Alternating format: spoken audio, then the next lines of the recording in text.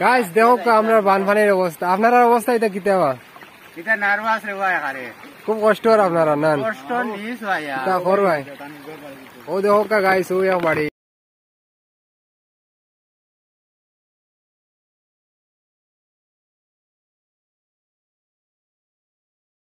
আমরা বহুত কষ্ট আইছি, আপনারা দেখাত কই দেখি ওকে যাইমো ভাই। আমরা সরকারি কোনো মানুষ নাই ভাই, এখন কিতা রিলিফ দিমু আমরা? আর যা সরকারের তরফ থেকে মাঙ্গো, আমরা মাঙ্গিয়ে উপায় নাই, আমরাও খাইতে পাইয়েন না, আমরাও খাইতে পাইয়েন না ভাই, খালি দেখাত আইছি আমরা।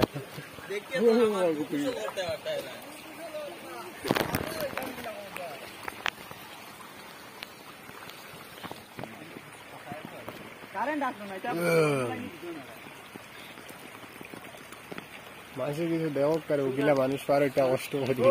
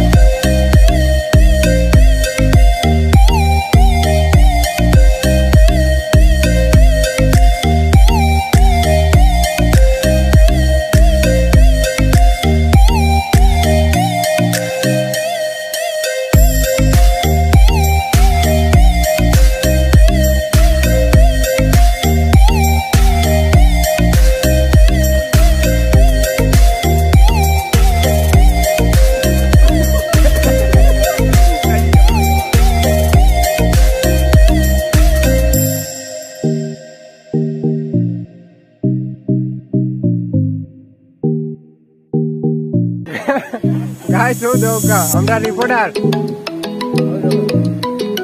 পালি আমাদের গ্রামে অনেকগুলো পানির অবস্থা হয় না, আমরা যা কষ্ট হয়ে আছি না,